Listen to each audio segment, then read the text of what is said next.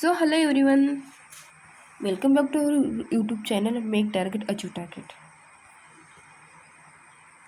This is the session for the class 8 Maharashtra State Board, chapter number 11 Human Body and Organ System. You can follow me in this Instagram ID and you can join this Telegram group for the notes. Okay, तो guys आज हम start करने वाले हैं अपना नया chapter, जो chapter number है 11 human body and organ system. Okay, देखो तो कैन यू टेल में कुछ क्वेश्चन आपसे पूछे गए हैं. तो फर्स्ट क्वेश्चन वहाँ पर पूछा गया है कि from what the organ and organ system are made up. मतलब जो अपनी ऑर्गन सिस्टम होती है और जो ऑर्गन होते हैं वो किससे फॉर्म होते हैं. ओके, और सेकंड क्वेश्चन पूछा गया है कि which organ system are present in the human body. जो हम ह्यूमन बॉडी है उसमें कौन सी ऑर्गन सिस्टम प्रेजेंट रहती है. हाँ, तो देखो हम फर्स्ट क्वेश्चन का आंसर देखते हैं. देखो जो अपने ऑर्गन होते हैं ना, देखो जो अपने ऑर्गन होते हैं हमने पिछले चैप्टर में भी देखा था, है ना. जो अपने ऑर्गन होते हैं किससे बनते हैं, टिश्यू से. एक 2 और मोर टिश्यू. ओके, टिश्यू से क्या होता है, अपना टिश्यू से बनते हैं. टिश्यू से अपना ऑर्गन फॉर्म होता है. ओके, और अपना ऑर्गन होता है वो ऑर्गन से ऑर्गन सिस्टम फॉर्म होती है. ओके, तो जो अपना ऑर्गन होता है, तो आपके टेक्स्ट बुक में फर्स्ट क्वेश्चन पूछा गया है कि जो ऑर्गन होता है और जो ऑर्गन सिस्टम होती है वो किससे फॉर्म होती है. तो देखो जो अपना ऑर्गन होता है वो 1 और मोर मतलब एक या एक से ज़्यादा टिश्यू से फॉर्म होता है अपना कौन, ऑर्गन. ओके, और जो ऑर्गन सिस्टम होती है वो ऐसी मतलब ऐसे ऑर्गन होते हैं. मतलब देखो जो अपने ऑर्गन सिस्टम होती है, यहाँ पर देखो जो ऑर्गन सिस्टम होती है, organ system is a group of organ that work together to the perform the 1 or more function. Okay, जो देखो जो ऑर्गन सिस्टम होती है वो एक या एक ऑर्गन से फॉर्म होती है एंड वो एक तरह के फंक्शन परफॉर्म करती है. ओके, उसे हम क्या कहते हैं, ऑर्गन सिस्टम कहते हैं. You are understand. ओके, तो आपको समझ में आया कि what is the difference between the organs and organ system. Okay, तो आपको पता चला ना कि जो ऑर्गन्स होते हैं अपने और टिश्यू से फॉर्म हो जाते हैं, है ना, और जो ऑर्गन सिस्टम होती है वो अपने ऑर्गन से फॉर्म होती है ना. तो देखो आपके टेक्स्ट बुक में सेकंड क्वेश्चन पूछा गया है which organ systems are present in the human body. हाँ, तो देखो आपको पता है ना जो अपनी क्लास 7 थी उसमें हमने चोपड़ा मस्कुलर सिस्टम था उसके बारे में डिटेल में स्टडी की थी, है ना. ओके, तो हमारी जो ऑर्गन सिस्टम हमारे बॉडी में हम जो ह्यूमन बींग्स है, ओके, ह्यूमन बॉडी में बहुत सारे ऑर्गन सिस्टम प्रेजेंट होती है ना. आपको पता है ना, जैसे कि circulatory system, respiratory system, excretory system, जिससे कि एक्सक्रीटरी सिस्टम के द्वारा से हम जो अपना एक्स्ट्रा मतलब जो वेस्ट मटेरियल होता है उसको हम रिलाइज करते हैं, बाहर रिलाइज करते थे. ओके, ऐसे रिप्रोडक्टिव सिस्टम होती है, ऐसे बहुत सारे मतलब मस्कुलर सिस्टम हो गए, ऐसे बहुत सारे सिस्टम हमारे बॉडी में प्रेजेंट होती है. ओके, हाँ, तो देखो जो ऑर्गन सिस्टम होती है किससे फॉर्म होती है, एक बहुत सारे ऑर्गन मिलकर जो एक तरह का फंक्शन परफॉर्म करते हैं.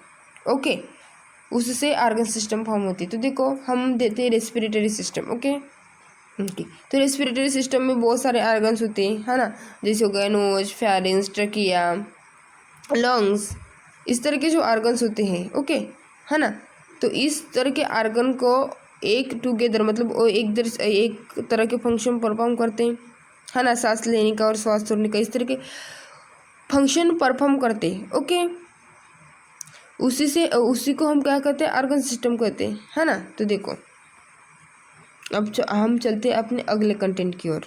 हाँ, देखो in the last class we have the studies the some character of living organism all the vital processes which essential processes of the living beings are collectively called the life processes. तो देखो जो हमने class 7 थी, है ना, जो अपनी class 7 थी उसमें हमने देखा था कि जो अपनी मस्कुलर सिस्टम क्या है उसके बारे में हमने डिटेल में स्टडी की थी. ओके, और हमने कुछ लिविंग ऑर्गेनिज्म के कुछ कैरेक्टर होते उसके बारे में भी डिटेल में स्टडी की थी.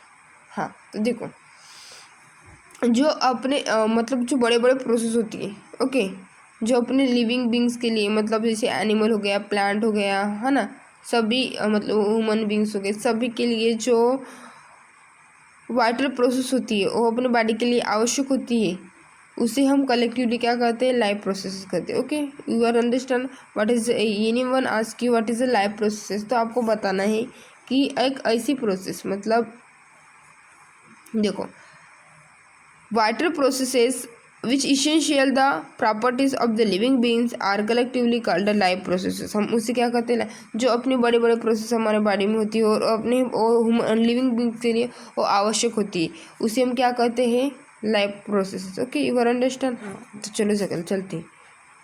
हाँ, तो देखो, कैन यू टेल में आपको और भी 2 क्वेश्चन पूछे गए हैं।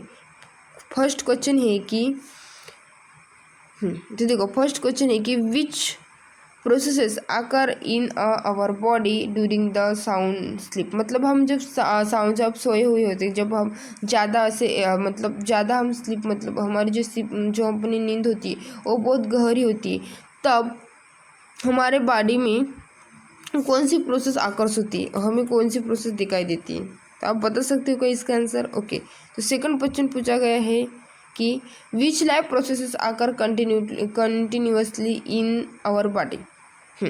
जो, और सेकंड क्वेश्चन का मीनिंग है कि जो अपनी बॉडी है, हम जो ह्यूमन बींग्स है, उनकी बॉडी में कौन सी प्रोसेस ऐसी होती है वो कंटिन्यूअसली आकर्षित होती है। हाँ, तो इसका आंसर बहुत ईजी है। तो आपको क्या करना है, इसका आंसर मुझे कमेंट बॉक्स में देना है, जो अपना सेकंड क्वेश्चन पूछा गया है। ओके, सेकंड क्वेश्चन जो आपको पूछा गया है उसका आंसर आपको मुझे कमेंट बॉक्स में देना है। ओके, तो देखो, फर्स्ट क्वेश्चन का आंसर मैं आपको बता देती हूँ कि जो अपनी, हम जब गहरी नींद में होते तब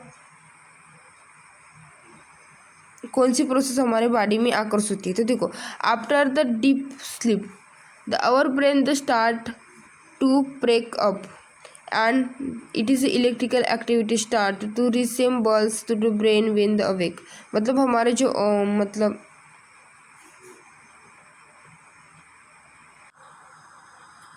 तो देखो, जब हम गहरी नींद में होते हैं, है ना, तब हमने, आपने बहुत बार देखा होगा कि जब हम गहरी नींद में होते हैं तब हम कोई ड्रीम देखते हैं, है ना, तो उस समय हमारे बॉडी में कौन सी प्रोसेस होती है, तो वहाँ पर इलेक्ट्रिकल एक्टिविटी स्टार्ट हो जाती है। ओके, जब हम गहरी नींद में होती है वहाँ पर इलेक्ट्रिकल एक्टिविटी स्टार्ट हो जाती है। ओके, समझ में। हाँ, तो मैं इस क्वेश्चन के बारे में ज़्यादा आपको डिटेल में नहीं बताने वाली, बट वहाँ पर इलेक्ट्रिकल एक्टिविटी स्टार्ट होती है जब हम गहरी नींद में होते हैं, है ना। तो देखो, चलो चलते हैं अगले कंटेंट की ओर। तो देखो, हाँ, तो गाइस मैं आपको बताना चाहती हूँ कि जो हम इस चैप्टर में हमारी जो लाइफ प्रोसेस है उसमें से हम 2 प्रोसेस के बारे में डिटेल में स्टडी करने वाले।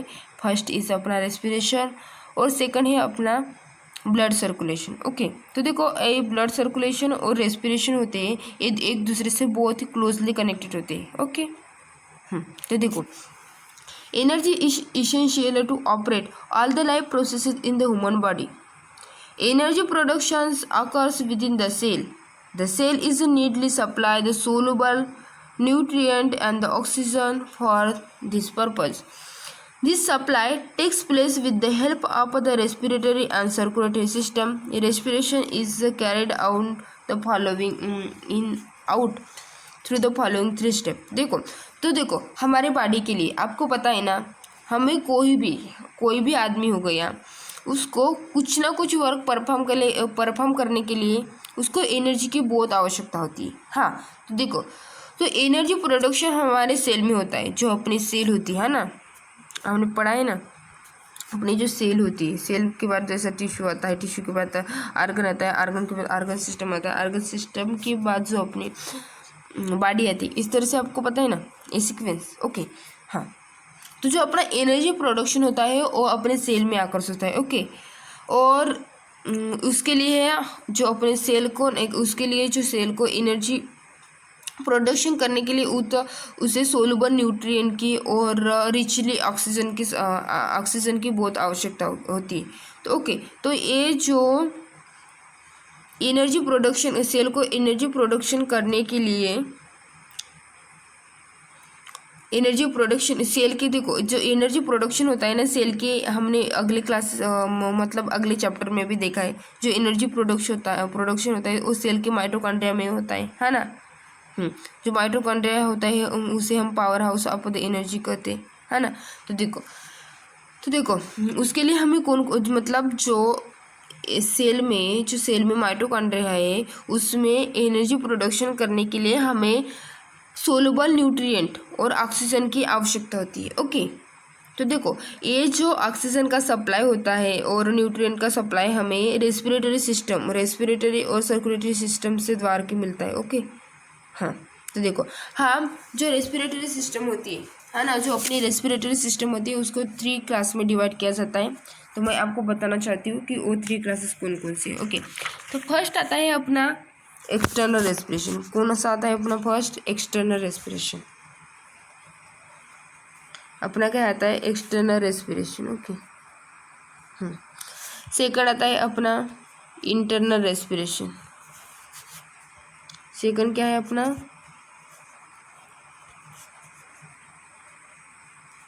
Internal respiration. ओके, और अपना थर्ड आता है सेलुलर रेस्पिरेशन। हाँ तो देखो एक्सटर्नल रेस्पिरेशन, इंटरनल रेस्पिरेशन और सेलुलर रेस्पिरेशन। ओके, समझ में आया? जो रेस्पिरेशन प्रोसेस होती है, ओके, जो रेस्पिरेशन प्रोसेस होती है वो 3 स्टेप में कंप्लीट होती है। फर्स्ट इज अपना external respiration, second is internal respiration और सेलुलर रेस्पिरेशन। ओके, तो आप बोलोगे इस मतलब एक्सटर्नल रेस्पिरेशन क्या है? तो देखो गाइज, एक्सटर्नल रेस्पिरेशन में 2 पार्ट आते हैं। First is inspiration and second is the expiration. Okay, और जो इंटरनल रेस्पिरेशन होता है वहाँ पर जो टिश्यू होती है और ब्लड में जो गैसेस की एक्सचेंज होती है उस तरह का। ओके, जहाँ पर कार्बन डाइऑक्साइड बॉडी से रिलीज किया जाता है फ्रॉम द ब्लड, एंड जो अपना ऑक्सीजन होता है वो बॉडी के अंदर लिया जाता है। ओके, और जो अपना सेलुलर रेस्पिरेशन होता है ना उसमें जो हम भी कोई न्यूट्रिएंट लेते हैं, ओके, तो उसका क्या होता है? डिजॉल्वेंट, मतलब वो डिजॉल्व किस तरह से होता है उसके बारे में हम डिटेल में स्टडी करने वाले हैं। ओके, तो देखो तो हम फर्स्ट देखते हैं, हम क्या देखते हैं? फर्स्ट देखते हैं, देखो हम फर्स्ट देखते हैं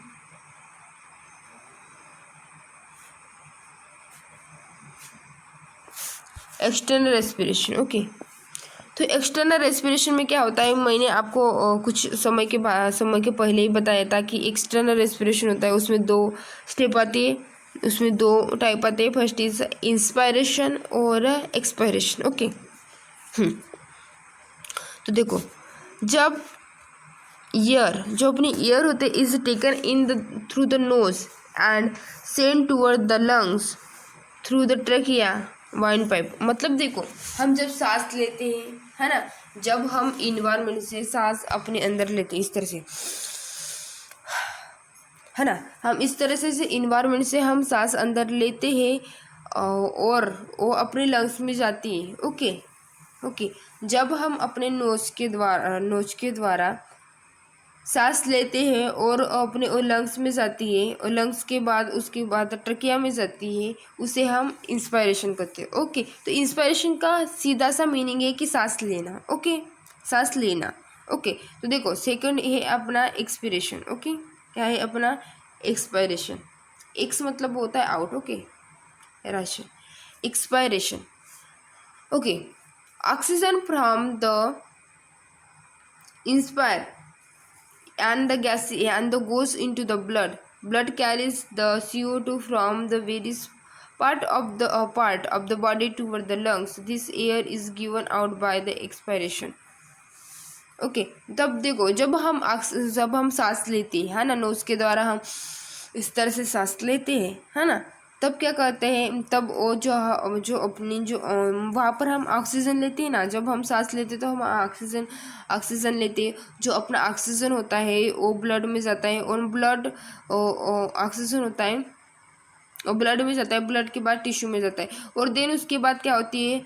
जो अपनी देन उसके बाद अगली प्रोसेस स्टार्ट होती है। ओके, जो ब्लड होता है, जो अपना ब्लड होता है वो डीऑक्सीजनेटेड ब्लड, मतलब डीऑक्सीजनेटेड ब्लड मतलब ऐसा ब्लड होता है जिसके पास कार्बन डाइऑक्साइड प्रेजेंट होता है। ओके, वो क्या करता है, ब्लड डिफरेंट अपने आर्गन होते हैं ना, उससे क्या होता है, उससे वो जो डीऑक्सीजनेटेड ब्लड होता है वो लंग्स में लाता है, और जब हम सांस छोड़ते है ना, हम जब सांस छोड़ते हैं तब वो इन्वायरमेंट में चला जाता है कार्बन डाइऑक्साइड। इसी को हम क्या कहते हैं, एक्सपायरेशन कहते हैं। Okay, you are understand? हाँ, समझ में आए ना? देखो, इंस्पायरेशन और जो अपना एक्सपायरेशन का मीनिंग होता है, सीधे वर्ड में ध्यान रखो, सांस लेना मतलब इंस्पायरेशन, हम जब इन्वायरमेंट से नोज के द्वारा सांस लेते हैं और अपने लंग्स में जाता है उसे हम क्या कहते हैं, इंस्पायरेशन। ओके, और जो एक्सपायरेशन मतलब होता है श्वास छोड़ना। ओके, जो अपने श्वास हम लेते हैं उसको छोड़ना मतलब होता है अपना expiration. Okay, you are understand? हाँ, तो देखो, बोथ प्रोसेसेस, बोथ मतलब जो इंस्पायरेशन होती है और अपनी एक्सपायरेशन होती है प्रोसेसेस आकर with the help of the lungs. Okay, collectively called upper external respiration. Okay, तो देखो तो देखो, जो अपना एक्सटर्नल रेस्पिरेशन होते हैं हम किसे कहते हैं, देखो, जो अपनी इंस्पायरेशन प्रोसेस होती है और अपनी एक्सपायरेशन प्रोसेस होती है वो दोनों लंग्स की हेल्प से होती है, उसे कलेक्टिवली हम क्या करते हैं, अपना एक्सटर्नल रेस्पिरेशन करते हैं। Okay, you are understand? You are understand? Okay, तो देखो, आपको समझ में आया क्या? जो हम रेस्पिरेटरी सिस्टम देखने हैं, जो अपनी रेस्पिरेटरी सिस्टम होती है वो 3 स्टेप में कंप्लीट होती है ना? अपना एक्सटर्नल रेस्पिरेशन, अपना होगा इंटरनल रेस्पिरेशन, और थर्ड हो गया अपना सेलुलर रेस्पिरेशन। ओके, तो देखो, तो अपना देखो कि इंस्पायरेशन जो अपना एक्सटर्नल रेस्पिरेशन होता है हम किसे कहते हैं, तो आपको समझ में है, जब हम सांस लेते हैं और हम सांस छोड़ते हैं तो इंस्पायरेशन और एक्सपायरेशन होता है, ये दोनों प्रोसेस लंग्स की हेल्प से होती है, उसे हम कलेक्टिवली कहा कहते हैं, एक्सटर्नल रेस्पिरेशन कहते हैं। Okay, you are understand? हाँ, तो if you have any doubt related this topic you can ask me in the comment session. Okay, तो देखो, हम देखते हैं अब इंटरनल रेस्पिरेशन क्या होता है। Internal respiration exchange of the gases between the cells and the tissue fluid called internal respiration. हाँ, oxygen moves from the blood into the tissue fluid and the carbon dioxide moves from the tissue into the blood. देखो, जब मतलब जो हम देखो, हम जब सांस लेते है ना, हम जब सांस लेते हैं तो हम नोज के द्वारा हम सांस लेते हैं, आपको पता है ना। देन वो उसके अपने जो अपना वाइन पाइप होता है उसमें, जिसे हम ट्रकिया कहते हैं। ओके, वो ट्रकिया में जाता है, ट्रकिया से वो लंग्स को जाता है, लंग्स के बाद वो डिफरेंट अपने जो ब्लड के द्वारा डिफरेंट आर्गन में जाता है। ओके, देन उसके बाद आर्गन के सेल में जाता है, उसमें एटीपी मॉलिक्यूल क्रिएट किया जाता है कुछ प्रोसेस के द्वारा। तो जो ऑक्सीजन होता है, देन उसके बाद जो एटीपी मॉलिक्यूल फार्म होने के बाद अपने कुछ कार्बन डाइऑक्साइड की मॉलिक्यूल होती है, वो मतलब टिश्यू में से जो अपनी आर्गन होती है, आर्गन के टिश्यू में से वो बाहर रिलाइज किए जाते हैं, है ना। तो देखो, उसे ही हम इंटरनल रेस्पिरेशन करते हैं। तो इंटरनल रेस्पिरेशन का सादा सा मीनिंग है कि जब गैसेस की एक्सचेंज होती है, कब? जब सेल एंड टिश्यू में गैसेस की जो अपनी सेल होती है और अपनी टिश्यू फ्लूइड होती है, उसमें जो इंटरनल जो अपनी गैसेस की एक्सचेंज होती है, हम उसे इंटरनल रेस्पिरेशन कहते हैं। Okay, you are understand? हाँ, तो देखो, ऑक्सीजन जब हम सांस लेते तो ऑक्सीजन क्या होता है, जब ऑक्सीजन क्या होता है वो ब्लड के टिश्यू में फैलाया जाता है। ओके, और जब हम एक्सपिरेशन करते हैं तब क्या होता है एग्जैक्टली क्या होता है, जो कार्बन डाइऑक्साइड होता है अपना, हाँ, उसको टिश्यू में से ब्लड में निकाला जाता है। ओके, इस तरह से ये प्रोसेस चलती है। तो आपको समझ में आया कि इंटरनल रेस्पिरेशन मतलब क्या होता है, समझ में आया। देखो जब गैसेस की एक्सचेंज होती है, कार्बन गैसेस मतलब यहाँ पर मोस्टली टू गैसेस आती है, जो अपना कार्बन डाइऑक्साइड हो गया और अपना ऑक्सीजन हो गया, उसमें जब एक्सचेंज मतलब दीवार हो जाती है सेल और टिश्यू फ्लूइड में, उसे ही हम एक्सटर्नल रेस्पिरेशन कहते हैं। ओके, तो देखो जब एक्सटर्नल रेस्पिरेशन होता है तब क्या होता है एग्जैक्टली आपको पता है क्या? ओके, किसी लोगों को पता होगा और किसी लोगों को नहीं पता होगा, तो डोंट वरी। ओके, तो देखो जब ऑक्सीजन हम मतलब जब हम इंस्पिरेशन करते है ना, जब हम इंस्पिरेशन करते रहते तब अपनी बॉडी, जब हम ऑक्सीजन गेन करते हैं अपनी बॉडी में, है ना, तब क्या होता है जो अपना ऑक्सीजन क्या होता है, जो अपना ऑक्सीजन होता है वो ब्लड में जाता है। ओके, ब्लड में से वो टिश्यू में जाता है। ओके, टिश्यू फ्लूइड में जाता है और देन उसके बाद कुछ प्रोसेस होती है ना, कुछ प्रोसेस मतलब होते हैं न्यूट्रिशन का डिसोल्यूशन होता है। ओके, तब क्या होता है उसमें कार्बन डाइऑक्साइड के कुछ मॉलिक्यूल्स फॉर्म क्रिएट किए जाते हैं। ओके, और जो ये कार्बन डाइऑक्साइड होता है ये टिश्यू फ्लूइड से फिर से ब्लड में आता है और ब्लड में से उसको हम एक्सपायरेशन लंग्स में जाता है, लंग्स के द्वारा लंग्स की हेल्प से हम उसे बाहर छोड़ देते हैं। ओके, इसे हम एक्सपायरेशन करते हैं, है ना। तो इसी प्रोसेस में जो अपनी जो इंटरनल रेस्पिरेशन है, तो आपको समझ में आया। Okay, if you have any doubt related this topic you can ask me in the comment section. Okay, हाँ, तो चलो अब हम देखते हैं थर्ड। क्या देखते हैं हम? अपना थर्ड देखते हैं। ओके, जिसे हम क्या कहते हैं इंटरनल रेस्पिरेशन। ओके, तो इंटरनल रेस्पिरेशन में एग्जैक्टली क्या होता है? देखो, exchange of the gases between the cell and the tissue fluid is called the internal respiration. Sorry guys, हाँ रिपीट हो गया ये। अब हम देखने वाले हैं अपना थर्ड सेलुलर रेस्पिरेशन। ओके, तो सेलुलर रेस्पिरेशन में क्या होता है? Dissolved the nutrient like a glucose हो गया। ओके, मतलब देखो यहाँ पर जो न्यूट्रिएंट्स, हम जो भी न्यूट्रिएंट खाते हैं, ओके, जो भी हम न्यूट्रिएंट लेते हैं उसका डिसॉल्वेशन होता है। कहाँ पर? तो सेल पर, सेल में जो माइटोकॉन्ड्रिया होता है वहाँ पर सेल का डिसॉल्वेशन होता है। ओके, सेल का नहीं, न्यूट्रिएशन का। ओके, न्यूट्रिएंट का। तो देखो जब उसका डिसॉल्वेशन होता है तब हमें उसके लिए ऑक्सीजन की बहुत नीड होती है। ओके, हमें उसके लिए ऑक्सीजन की बहुत नीड होती है। हाँ, तो देखो सपोज समझो कि हमने क्या लिया, ग्लूकोज मॉलिक्यूल लिया। ओके, हमारे बॉडी में हमने ग्लूकोज मॉलिक्यूल लिया। देखो तो ग्लूकोज लिया तो हमें ऑक्सीजन की बहुत ज़्यादा आवश्यकता होती है। तब जब हम सांस लेते रहते है ना, जब हम सांस लेते हैं तो हम अपना ऑक्सीजन गेन करते हैं। तो देखो तब वहाँ पर कौन सी प्रोसेस होती है? जो अपने पास ऑलरेडी मॉलिक्यूल प्रेजेंट होता है, जो ग्लूकोज मॉलिक्यूल हमारे पास ऑलरेडी जो प्रेजेंट होता है, वो जब ऑक्सीजन के साथ रिएक्शन करता है तब हम उसे क्या कहते हैं? ऑक्सीडाइज। ओके, ऑक्सीडाइजेशन रिएक्शन करते हैं। ओके, देखो इस तरह से प्रोसेस होती है। तभी इस प्रोसेस में क्या होता है, जो अपने कार्बन डाइऑक्साइड होता है उसके 6 मॉलिक्यूल फॉर्म होते हैं और जो अपना वाटर होता है वो उसके 6 मॉलिक्यूल फॉर्म होते हैं और अपने 38 मॉलिक्यूल्स होते हैं जो अपने ATP के फॉर्म होते हैं। हाँ, तो आपको पता चला। और कुछ वेस्ट मटेरियल देखो, तो जो अपना जो ये दो होते हैं, जो कार्बन डाइऑक्साइड हो गया और जो अपना वाटर हो गया, ये वेस्ट मटेरियल प्रोड्यूस होते हैं। और जो ATP मॉलिक्यूल होता है वो हमारे लिए बहुत आवश्यक होता है। तो सेलुलर रेस्पिरेशन मतलब देखो, तो आपको सिंपल सा मीनिंग बता देती हूँ कि सेलुलर रेस्पिरेशन क्या होता है। तो देखो जब हम कोई भी न्यूट्रिएंट लेते हैं, है ना, जब हम फूड ईट करते हैं ना, कोई भी चीज़ ईट करते हैं, तो तब वो ऑक्सीजन के साथ जो हम न्यूट्रिएंट लेते हैं वो ऑक्सीजन के साथ डिसॉल्व हो जाता है। जब जो भी हम न्यूट्रिएंट लेते हैं वो ऑक्सीजन के साथ क्या होता है? डिसॉल्व हो जाता है।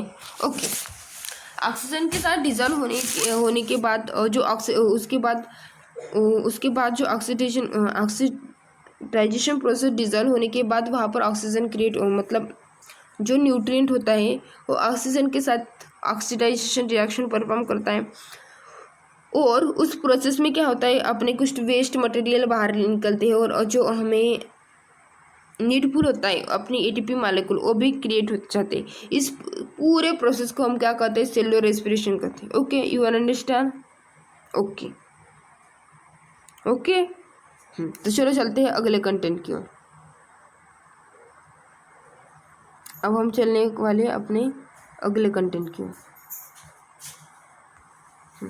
तो देखो हम अब देखते हैं कि respiratory system and structure, respiratory system structure and the function. Okay, जो अपनी रेस्पिरेटरी सिस्टम के बारे में हमने तो जो जो रेस्पिरेटरी सिस्टम होती है वो अपने 3 स्टेप में कंप्लीट हो जाती है ना। एक्सटर्नल रेस्पिरेशन, इंटरनल रेस्पिरेशन और सेलुलर रेस्पिरेशन। इसके बारे में हमने कुछ समय के बाद ही देखा है, कुछ समय के पहले ही देखा है ना।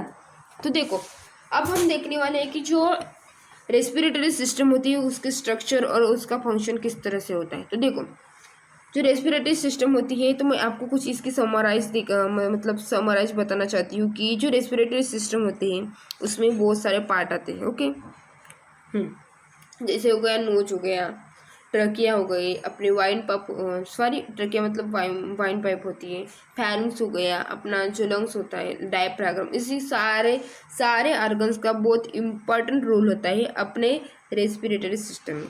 तो देखो मैं आपको फर्स्ट ऑल आपको इसकी डायग्राम दिखाना चाहती हूँ कि जो आपको क्या करना है, इसकी मतलब इसकी लेबलिंग करनी है, इसकी डायग्राम की अच्छी तरह से प्रैक्टिस करनी है। बिकॉज जो साइंस में होता है ना, जो साइंस सब्जेक्ट होता है उसमें डायग्राम बहुत नीडेड होती है।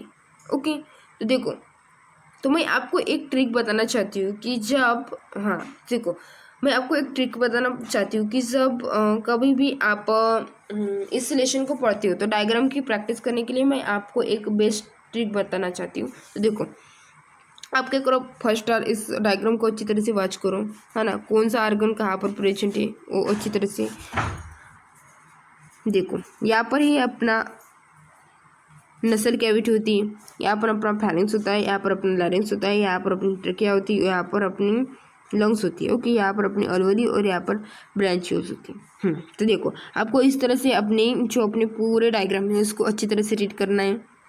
देन उसके बाद आपको रिकॉल करना है कि अपनी बॉडी, हमारी जो बॉडी है ना, हमें को उसको रिकॉल करना है कि हाँ कौन सा पार्ट है यहाँ पर, जो नोज है वो यहाँ पर होता है, जो अपना फैरिंग्स होता है यहाँ पर होता है। इस तरह से आपको रिकॉल करना है।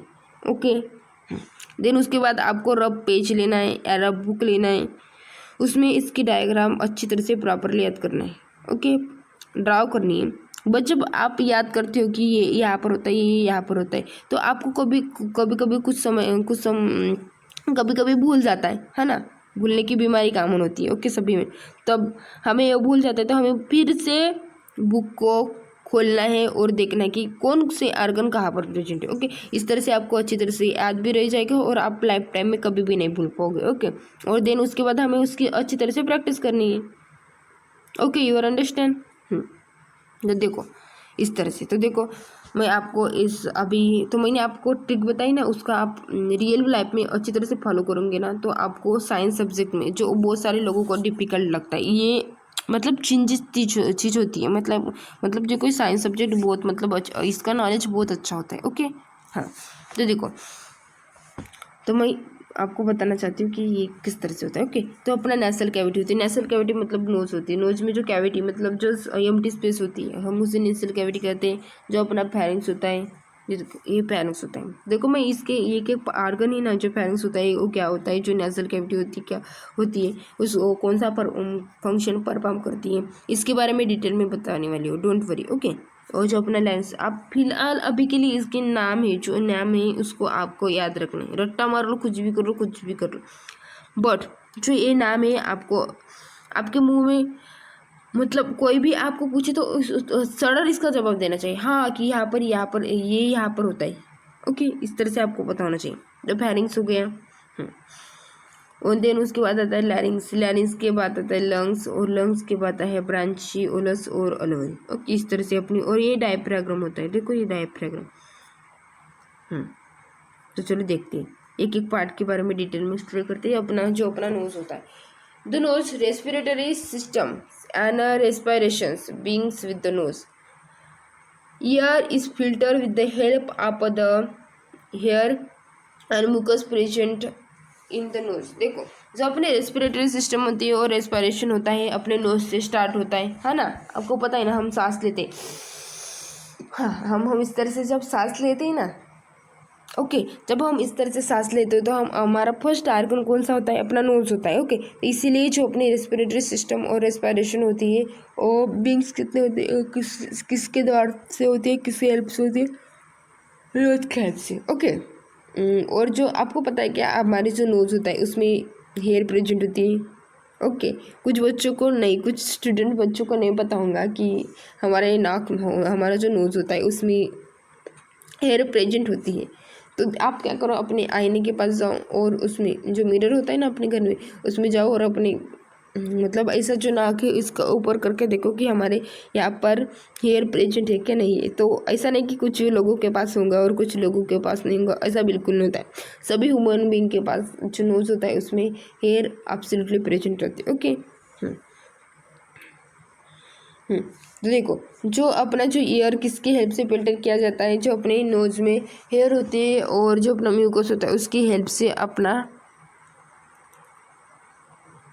ईयर होता है वो क्या कहता है, फिल्टर किया जाता है। ईयर मतलब देखो आप बोलोगे कि ये ईयर फिल्टर करने का फिल्टर क्यों करते। ओके आपके आई नो दैट कि आपके मन में एक क्वेश्चन आया होगा। तो देखो हम जब हम सांस लेते हैं, है ना, जब हम सांस लेते हैं तो ऐसा नहीं होता कि वहाँ पर कुछ भी डस्ट पार्टिकल वगैरह, धूल वगैरह नहीं होगा, है ना। जब हम बहुत मतलब हम सांस लेते हो वहाँ पर बहुत सारे मतलब डस्ट पार्टिकल होते हैं, है ना।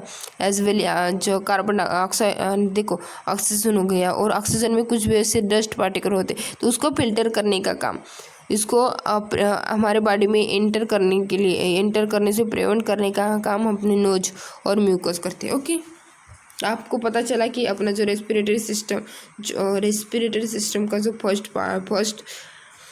आर्गन होता है जो नोज, तो इसके बारे में आपको पता चला। ओके जो कौन सा फंक्शन परफॉर्म करता है और उसकी स्ट्रक्चर क्या होती है, तो आपको पता चला। ओके तो हम देखते हैं अब अपने सेकंड आर्गन के बारे में। फेरिंग्स, जो अपना क्या होता है, फेरिंग्स। तो फेरिंग्स होता है food pipe and the windpipe आप originate in the pharynx. The windpipe is present in the front of the food pipe. There is the lid at the beginning of the windpipe. This lead to close the windpipe during the passing of the food into the food pipe, and thereby normally prevent the entry of the food particles into the windpipe. Otherwise, the windpipe remains open. Hence, air passes through the pharynx into the pipe. तो देखो जो अपनी food pipe होती है और जो अपनी wine pipe, जो फूड पाइप होते हैं उसे हम ओसोफेगस कहते हैं और जो अपनी वाइन पाइप होती है उसे हम क्या कहते हैं, ट्रकिया कहते हैं। ओके तो देखो जो अपनी फूड पाइप मतलब ओसोफेगस हो गया और ट्रकिया हो गया, वो दोनों भी अपने फैरिंग्स पर ओरिजिनेटेड होती है। ओके जो जिनका उगम स्थान जो अपने फूड पाइप होते हैं और अपने वाइन पाइप होती है उसका उगम स्थान कौन होता है, फैरिंग्स होता है। ओके देखो मैं आपको बताना चाहती हूँ डायग्राम के द्वारा, इस तरह से देखो ये हो गई अपनी ट्रकिया। ट्रकिया मतलब क्या होता है आपको पता है ना, ये हो गई अपनी ओसोफेगस, फूड पाइप हो गई और अपनी ये गई। तो देखो ये दोनों भी, इनका उगम स्थान क्या है, सेंटर पॉइंट कौन सा है, देखो यहाँ ये जो दिखाई दे रहा है इसे हम क्या कहते हैं, फैरिंग्स। तो देखो जो मतलब इसका बताने का मीनिंग ये है कि जो अपना फैरिंग्स होता है is the originate point of the मतलब centre point of the trachea and the oesophagus. Okay हाँ देखो ये ओसोफेगस आपको दिखाई दे रही है और ये ट्रकिया हो गए। देन उसके बाद देखो ये ट्रकिया दो पार्ट में बाइफरकेट हो जाते हैं, मतलब डिवीजन हो जाते हैं। तो देखो इसके बारे में हम देखने वाले कुछ समय के बाद। हाँ तो देखो जो वाइन पाइप होती है, वो जो अपनी वाइन पाइप होती है ना, वो फूड पाइप के फ्रंट में प्रेजेंट होती है। ओके जो अपनी देखो जो अपनी वाइन पाइप होती है, मतलब जो अपनी वाइन पाइप होती है वो फूड पाइप के इन फ्रंट, मतलब फ्रंट मतलब होता है आगे, आगे वो प्रेजेंट हो जाती है। Okay there is a lead to the beginning of the windpipe, इसकी वजह से वो वाइन पाइप को बिगिन करती है। ओके लीड करती है। लीड और लैग का मीनिंग आपको पता है क्या? ओके लीड मतलब होता है आगे और लैग मतलब होता है पीछे। ओके देखो, this close to the windpipe during the passing the food into the food pipe and thereby normally prevent the entry of the food particles into the wine pipe। मतलब देखो, जब eating करते हैं, जब हम खाना खाते रहते हैं, उस समय जो अपनी जो वाइन पाइप होती है वो अपने आप क्लोज हो जाती है। ओके, तो यहाँ पर मतलब एपिग्लोटिस होता है, उस वहाँ पर एपिग्लोटिस नाम का एक जड़पा रहता है, उसकी हेल्प से वो अपनी क्लोज हो जाती है। हाँ, तो देखो, जब हम फूड ईट करते रहते हैं उस समय अपनी जो वाइन पाइप होती है वो बंद हो जाती है, बिकॉज उसका कोई फंक्शन होता है, उस समय रहता है फंक्शन, बट जब हम वह ईट करते रहते हैं तब वो क्लोज हो जाती है। ओके, एंड जब मतलब देखो, बट ऐसा नहीं कि जो अपनी वाइन पाइप होती है वो ज़्यादा से ज़्यादा ओपन ही रहती है। ओके, बिकॉज अपनी जो हम रेस्पिरेशन जो सिस्टम होती है अपनी बॉडी में कंटिन्यूसली चालू ही रहती है। जब अपनी डेट हो जाती है उसी समय को उसके बाद ही वो स्टॉप हो जाते हैं। Okay, respiration. देखो, तो फेरिंग्स का वर्क आपको समझ में आए। ओके, तो फेरिंग्स होता है और ओरिजिनेटेड पॉइंट होता है आप the food pipe and wine pipe. Okay, जो अपना जो अपनी वाइन पाइप होता है वो फूड पाइप के फ्रंट पे प्रेजेंट होता है। जो अपना फूड पाइप होता है ना, देखो ये अपना जो फूड पाइप है उसके फ्रंट में, उसके आगे ये प्रेजेंट होता है। देखो ये पीछे है ना, देखो इस तरह से हम देखेंगे तो ये क्या होता है, ये जो अपना ट्रकिया होती है ये एज कम्पेयर टू अपनी जो ये ओसोफेगस मतलब wine pipe, sorry food pipe, इसके आगे में प्रेजेंट होता है ना। तो तब जब हम खाना खाते हैं तो ये जो ओसोफेगस होता है, जो अपना सॉरी ट्रकिया होती है वो अपने आप बंद हो जाती है। ओके, हाँ, तो चलो देखते हैं कि अपना थर्ड आर्गन कौन सा होता है। तो थर्ड आर्गन के बारे में हम डिटेल में स्टडी करते हैं। देखो, अपना वाइन पाइप का अनदर नेम है ट्रकिया। वाइन पाइप का अनदर नेम क्या होता है, ट्रकिया, TRACHE। ओके, जो वाइन पाइप का जो अपना वाइन पाइप होता है उसका अनदर नेम होता है ट्रकिया। ओके, देखो, windpipe is a swollen at the being due to the sound box. Windpipe bifurcate into the thorax, one branch enter the right lungs and the other left lungs. मतलब देखो, जो wine pipe होता है, जो अपना wine pipe होता है वो जहाँ पर ओरिजिनेट होता है, तो देखो यहाँ पर आपको सोलन से दिखाई दिखाई दे रहा होगा। यहाँ पर देखो ये दिखाई दे रहा आपको, सोलन मतलब सूजा हुआ दिखाई दे रहा है नहीं, जहाँ पर ओरिजिनेटेड होता है वो वहाँ पर क्या होता है, हमें क्या दिखाई देता है, वो सोलन दिखाई देता है। तो ये किसकी वजह से होता है, बिकॉज वो साउंड बॉक्स उसमें जो अपना जो वाइन पाइप होता है उसमें साउंड बॉक्स प्रेजेंट होता है। ओके, साउंड बॉक्स की वजह से ही हम अपना आवाज़ निकाल सकते हैं। मैं आपके साथ कॉन्टैक्ट मतलब बोल रही हूँ इस साउंड की वजह से, इस जो साउंड बॉक्स की वजह से ही मैं आपसे कांटेक्ट कर रही हूँ। ओके, आपसे बोल रही हूँ। ओके, सब ह्यूमन बीइंग्स होते हैं और जब एनिमल्स होते हैं वो साउंड बॉक्स की हेल्प से ही बोल सकते हैं। ओके, तो देखो ये जो अपना जो वाइन पाइप होता है वो जो अपना वाइन पाइप होता है ना, जो अपना वाइन पाइप होता है वो बीइंग में क्या होता है, सोलन दिखाई होता है। तो वो ऐसा क्यों दिखाई देता है, बिकॉज वहाँ पर अपना साउंड बॉक्स प्रेजेंट होता है, इसी की वजह से। तो देखो, देन उसके बाद जो अपना वाइन पाइप होता है, जो अपना वाइन पाइप होता है वो बाइफरकेट होता है। बाइफरकेट मतलब दो इक्वल पार्ट में डिवीजन होना। ओके, देखो, जो अपना वाइन पाइप होता है वो इस तरह से डिवाइड होता है। जो जैसे हम कहता है वन इंटर करा, तो मतलब वहाँ से दो ब्रांच निकाले जाते हैं जो वाइन पाइप की होती है, वहाँ पर दो, तो देखो इस तरह से वो बाइफरकेट हो जाते हैं। ओके, बाइफरकेट का मीनिंग होता है दो इक्वल पार्ट में डिवाइड होना। ओके, तो देखो, तो वो इसे हम क्या कहते हैं, अपना राइट लंग्स कहते हैं, और इसे हम लेफ्ट लंग्स कहते हैं। ओके, हाँ, तो आपको समझ में आया। जो अपना वाइन पाइप होता है उससे वो जो मतलब जो बीइंग में जो स्टार्टिंग में होता है वो सोलन दिखाई देता है। तो किसकी वजह से, जो उसके में साउंड बॉक्स प्रेजेंट होता है इसकी वजह से वो सोलन दिखाई देता है। ओके, और देन उसके बाद जो अपना वाइन पाइप होता है वो दो इक्वल पार्ट में जो अपना थोरेसिक रीजन होता है, जो अपना छाती का भाग होता है, ओके, उसमें बाइफर्केट हो जाता है, ओके। उसी की वजह से जो वाइन पाइप होते हैं, देन उसका कन्वर्शन अपना लेफ्ट लंग्स और अपना लेफ्ट लंग्स होता है और राइट लंग्स होता है, उसमें डिवाइड हो जाता है, ओके। You are understand. हाँ, तो देखते हैं। तो देखो इस तरह से मैं आपको डायग्राम में बताना चाहती हूँ।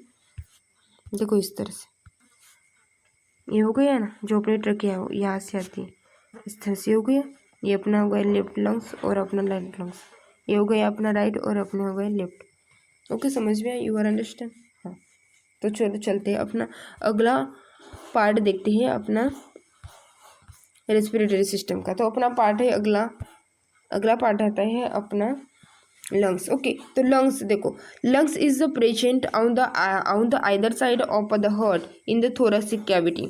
Maximum area of the thoracic cavity is occupied by the lungs and they cover the maximum part of the heart. Each lungs has a double layer covering it is called as the pleura. Lungs are elastic like the sponges. The lungs is made up of many small compartments called as alveoli. Rich network of the capillaries is present around the each alveolus. देखो, हाँ, तो देखो जो lungs होता है, जो अपना क्या होता है, जो लंग्स होता है वो थोरेसिक कैविटी, जो अपनी थोरेसिक कैविटी होती है, ओके, जो अपना छाती की जो कैविटी होती है, एम्प्टी स्पेस होती है, वहाँ पर दो भाग में डिवाइड हो जाता है, ओके। अब हम क्या कहते हैं, लेफ्ट लंग्स और अपना राइट लंग्स, ओके। देखो, तो जो थोरेसिक कैविटी होती है ना, उसका मैक्सिमम एरिया अपने लंग से ऑक्युपाई हो जाता है। मतलब अपना जो थोरेसिक कैविटी में जो थोरेसिक कैविटी होती है, जो अपना छाती का भाग होता है, उसका ज़्यादा से ज़्यादा पार्ट अपना लंग से ऑक्युपाई हुआ है, ओके। तो देखो जो अपना मतलब लेफ्ट लंग्स हो गया और अपना राइट लंग्स हो गया, है ना, वो डबल लेयर से कवरिंग होती है, ओके। उसके पास क्या होती है, डबल लेयर कवरिंग होती है। उस कवरिंग को हम क्या कहते हैं, प्लूरा। उसे हम क्या कहते हैं, प्लूरा। तो प्लूरा, तो देखो मैं आपको दिखाना चाहती हूँ कि प्लूरा क्या होती है। तो देखो ये आपको दिखाई दे रहा है, डबल लेयर कवरिंग इस तरह से इसके ऊपर होती है, उसे हम क्या कहते हैं, प्लूरा।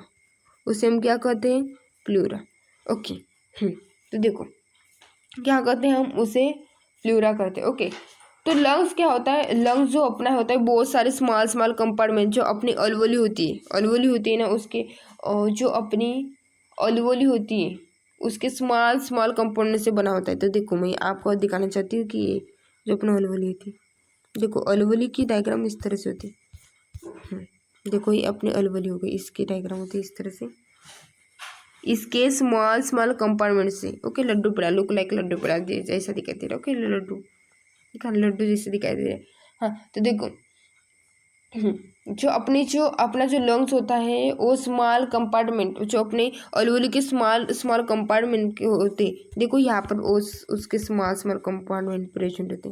देखो ये अलवोली, यहाँ पर ऐसे स्ट्रक्चर दिखाई देती है हमें, बट ये इससे बहुत बड़ा होता है ना। हमने इसके स्ट्रक्चर कुछ समय पहले ही देखा था।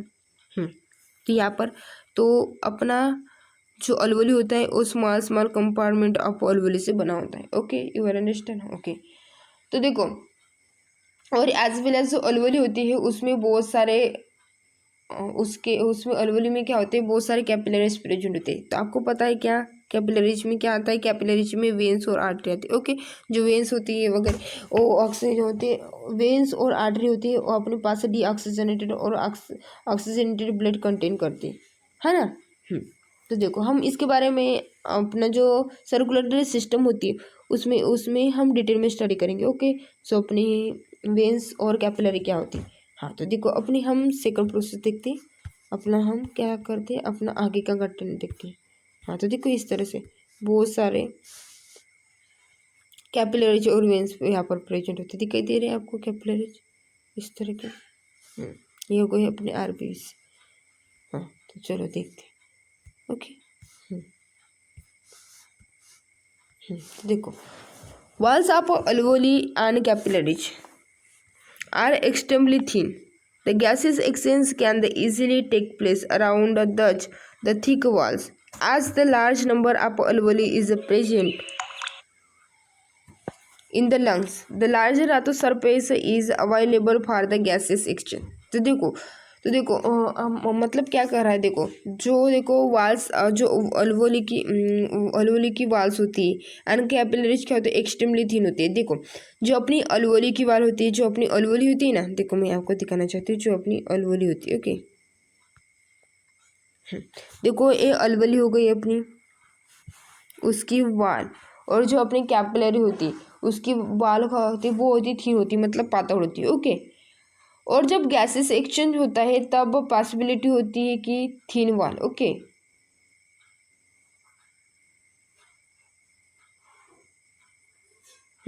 तब देखो जब हम सांस लेते हैं, मतलब इंस्पायरेशन और एक्सपायरेशन करते हैं, सांस लेती है और सांस जब छोड़ते हम बाहर छोड़ते हैं, तब क्या होता है, जब वो हमारे ये थीन होने की वजह से, जो अपने अल्वोली की वाल थीन होने की वजह से वो इजीली गैसेस की एक्सचेंज करती है, मतलब सांस लेने का और सांस लेने का काम इजीली कर सकती है। ओके और जो अपने लंग्स होता है उसमें बहुत सारे अल्वोली, मतलब जो अपना लंग्स होता है उसका ज़्यादा से ज़्यादा पार्ट होता है अपना अल्वोली से भरा होता है। इसी की वजह से जो अपना लार्ज पार्ट होता है, ज़्यादा से ज़्यादा जो पार्ट होता है उसमें अल्वोली प्रेजेंट होती है। ओके इसी की वजह से हमारा जो ज़्यादा से ज़्यादा पार्ट होता है लंग्स का, वो गैसेस की एक्सचेंज करने के लिए बहुत हेल्पफुल होता है। Okay you are understand. हाँ तो चलो देखते हैं कि जब गैसेस लंग्स में किस तरह की गैसेस की एक्सचेंज होती है। ओके तो देखो exchange of the gases in the lungs. Gases exchange occur the continuously while the blood is circulating around the alveoli. In iron containing the protein hemoglobin is present in the RBC of the blood. Hemoglobin absorbs the oxygen from air within alveoli. Simultaneously, carbon dioxide and water vapors move from the blood into alveoli. Thus, the oxygen is taken into the blood and carbon dioxide and water vapors removed from the blood and given the exchange and expiration. Okay हाँ तो देखो जब gases की exchange किस तरह से होती है। ओके तो देखो जब bronchioles and then into alveoli. This is where gaseous exchange takes place. Alveoli are individual hollow cavities contained within alveolar sacs or ducts. There are approximately 3 million alveoli within an average adult lung. They have very thin walls, which permit the exchange of oxygen and carbon dioxide gases. A network of small blood vessels called capillaries, into which the inspired gases pass, surrounds alveoli. Diffusion occurs when molecules move from an area of high concentration to an area of low concentration. This occurs during gaseous exchange because the blood in the capillaries surrounding the alveoli has a lower concentration of oxygen than the air in the alveoli, which has just been inhaled. Because both alveoli and capillaries have walls which are only 1 cell thick, this allows gases to easily diffuse from one to the other. The same happens in reverse with carbon dioxide, CO2. The blood in the surrounding capillaries has a higher concentration of CO2 than the inspired air. Therefore, CO2 diffuses the other way, from the capillaries into the alveoli, where it can then be exhaled or breathed out. We can see the results of gaseous exchange from comparing air we breathe in with the air we breathe out.